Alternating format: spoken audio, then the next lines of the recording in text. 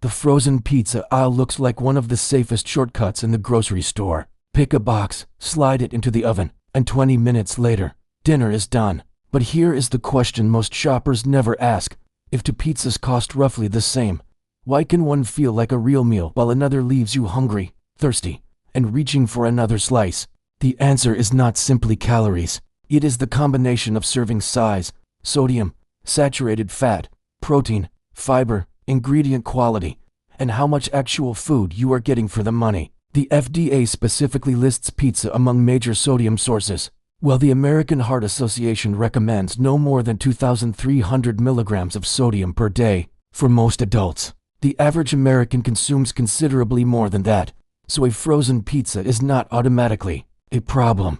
But the label deserves a much closer look than the front of the box. This is not a list of pizzas that are dangerous, poisonous, or illegal to sell. These products are regulated foods, and formulas can change. When we say avoid, we mean avoid if your goal is to get better value, a more balanced nutritional profile, or fewer nutritional trade-offs. And when we say good, we mean better choices within the frozen pizza category, not miracle foods. We are counting down 10 pizzas that deserve a second look, followed by 5 that can make more sense when you want convenience without completely surrendering control. And the surprising part is that the most recognizable name on this list is not necessarily the worst. At number 10, Jack's Original Cheese Pizza. Jack's is built around a simple promise: inexpensive, familiar, and fast. That simplicity is exactly why it sells. But the budget price can hide a trade-off. When you compare frozen pizzas, do not judge the box by its size or by the number of slices. Check the serving size first, then compare calories, sodium, saturated fat, and protein per serving. A basic cheese pizza can also leave you with a meal that is heavily dominated by refined carbohydrates and fat while providing relatively little fiber. That does not make it forbidden food. It means the pizza may work better as part of a meal than as the entire meal. Add vegetables or a side salad, and the nutritional picture changes. The lesson from Jack's is simple. Cheap pizza can be cheap for a reason, and the cheapest box is not always the cheapest dinner if it does not satisfy you. At number 9, Tombstone Original for Cheese. Tombstone has something many competitors envy: instant recognition. The name, the packaging, the classic cheese profile, and the nostalgic association all make it easy to grab without thinking. But nostalgia is not a nutrition label. The problem here is not that cheese pizza is inherently bad. The issue is that frozen pizza can concentrate several things at once: refined flour, cheese, processed toppings, and sodium. One serving can look reasonable until you realize how easy it is to eat more than the stated serving. This is one of the most important tricks of grocery shopping. A label can look modest because the manufacturer has defined a relatively small serving. If you eat twice that amount, you are also eating twice the listed sodium, calories, and saturated fat. The FDA specifically advises shoppers to check serving sizes when comparing packaged foods, so Tombstone earns a place on the avoid with caution list, especially if you routinely eat more than the labeled serving. But number 8 is where things get more interesting. At number 8, Red Baron Classic Crust Pepperoni. Red Baron is a frozen pizza heavyweight, and its appeal is obvious. A thicker crust, a generous-looking layer of cheese, and pepperoni make it feel closer to delivery than many bargain pizzas. That can also mean a denser meal. Pepperoni adds flavor, but it also adds sodium and saturated fat. Combine that with cheese and a refined flour crust, and the nutritional load can climb quickly. Again, this is not a claim that one pizza will harm you. It is a comparison problem. If your freezer is full of pizzas, the smarter question is not, does this taste good? Of course it does. The smarter question is, what am I getting for every serving? And this is where the frozen food aisle becomes a psychological game. Big pictures of melted cheese create an expectation of abundance. It eats the ingredients and the portion you actually consume. At number 7, Freschetta for cheese. Freschetta is interesting because it often feels more premium than the cheapest frozen pizzas. The crust and presentation can create the impression that you are already making a smarter choice. But premium-looking packaging does not automatically mean a better nutritional profile. This is a recurring trap in packaged food. Words like artisan, stone-baked, premium, and for cheese can describe taste and style, but they do not tell you how much sodium, saturated fat, or added ingredients are in the product. Freschetta can be perfectly reasonable for an occasional meal, The reason it lands here is that shoppers may assume its upscale positioning means they no longer need to read the label. They do ... And that distinction is crucial. Never let marketing do the nutritional analysis for you ... At number 6, DiGiorno Original Rising Crust for Cheese. Now we reach one of America's most recognizable frozen pizzas. DiGiorno built its identity around the idea that frozen pizza could feel like delivery. The rising crust is the signature. Open the box, bake it, and you get a thicker, softer pizza with a substantial texture. But that substantial texture comes with another question. How substantial is the nutritional load? Thicker crust means more food in the base. Cheese adds fat and sodium, depending on the variety. Toppings can push those numbers higher still. And the serving size issue becomes especially important with a pizza that feels substantial. DiGiorno is not a pizza you need to fear. It is a pizza you should understand. If you want it, check the actual package in front of you. Look at the serving size and decide whether the full pizza fits the meal you intend to eat. That sounds boring, but boring label reading is often more useful than exciting health claims.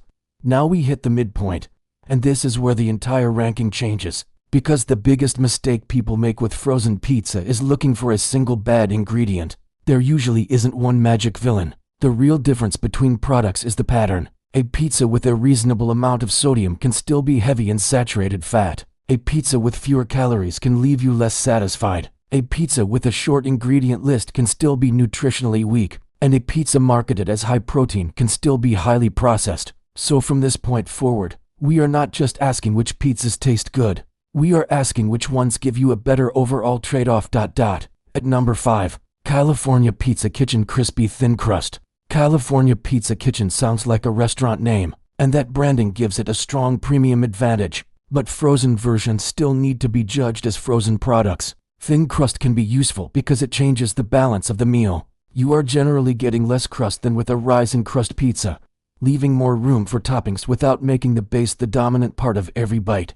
But thin does not automatically mean healthy. Cheese, meats, sauces, and serving size still matter, so this pizza sits in the middle for a reason. It can be appealing when portion size and toppings work in your favor, but the brand name should never replace label reading. At number 4, Screamin' Sicilian. Screamin' Sicilian is one of those brands that immediately communicates indulgence. Bold name, bold packaging, bold toppings, and sometimes that is exactly the point. The problem comes when an indulgent pizza is treated like an everyday health food. It is not. Many of these heavily topped pizzas can deliver substantial calories, sodium, and saturated fat in a surprisingly compact amount of food. That makes them better suited to an occasional convenience meal than something you automatically classify as a balanced dinner. This is an important distinction because food advice often becomes too extreme. You do not need to label every indulgent food toxic. You simply need to understand what role it plays. Screamin' Sicilian is a good example of a pizza that can be enjoyable while still deserving a second look. At number 3, Totino's Party Pizza. Totino's is practically synonymous with inexpensive frozen pizza. Its small format makes it easy to underestimate how quickly several servings can disappear. That convenience is also the trap. The pizza can be treated like a snack, even though the calories, sodium, and saturated fat still count as part of the meal. The smaller size changes the psychology, not the nutrition.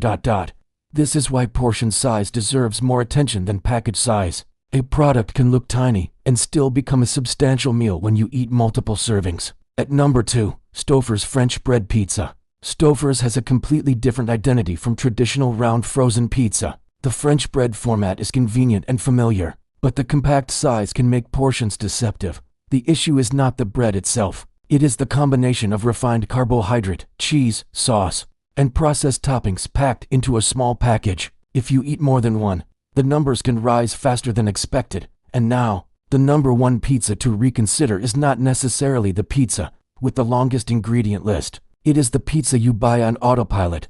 If you repeatedly choose a pizza because the box is familiar, the discount is attractive, or the marketing makes it look healthier than it is, you are not really choosing food. You are choosing a habit. That is the hidden problem behind almost every frozen food aisle. Now for the 5 that can actually be worth buying. Number 5, Newman's Own Thin and Crispy Margherita. This earns a spot because the concept is straightforward. A thinner base, classic toppings, and a less overloaded design can make portioning easier. But do not take our word for it. Read the current package. Look at sodium, saturated fat, protein, fiber, and serving size. If those numbers work for your meal, this can be a practical choice. Number 4. California Pizza Kitchen Crispy Thin Crust Margherita. Again, the advantage is not a magical health ingredient, it is structure. A thinner crust can provide a satisfying pizza experience without turning the crust into the largest component of the meal.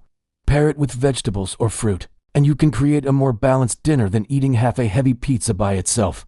Number 3. Amy's Cheese Pizza. Amy's makes the better choice list because the brand gives shoppers options with recognizable positioning and vegetarian choices. But the same warning applies. Check the label every time. Food companies reformulate. Serving sizes change. Nutrition numbers can vary by flavor. Your specific box is the source of truth. Number 2. Milton's Craft Baker's Thin and Crispy Pizza. This type of pizza appeals to shoppers who want a crispier, lighter-feeling crust without abandoning the convenience of frozen food. The important thing is not whether the word craft appears on the package. It is whether the actual numbers and ingredients fit your needs. And that brings us to number 1. Motor City Pizza Co. Motor City is a fascinating case because it does not try to pretend that deep dish pizza is a salad. It is unapologetically indulgent. So why put it at number 1? Because actually good does not have to mean healthiest. A good frozen pizza should deliver what you bought it for: satisfying texture, strong flavor, and a meal that feels worth the freezer space and the price. Motor City is particularly strong on that experience. The trick is portion awareness. A rich pizza can be a better choice when you recognize it as a rich pizza, instead of convincing yourself that the entire box is a normal single serving. And that brings us to the most important lesson in this entire investigation.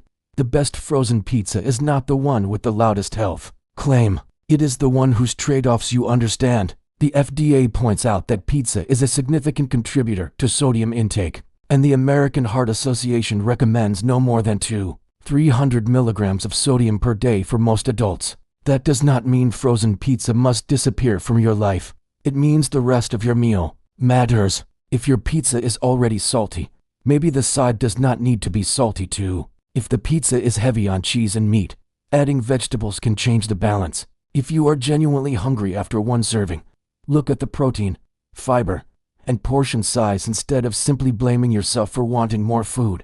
And there is one more freezer rule that almost nobody talks about.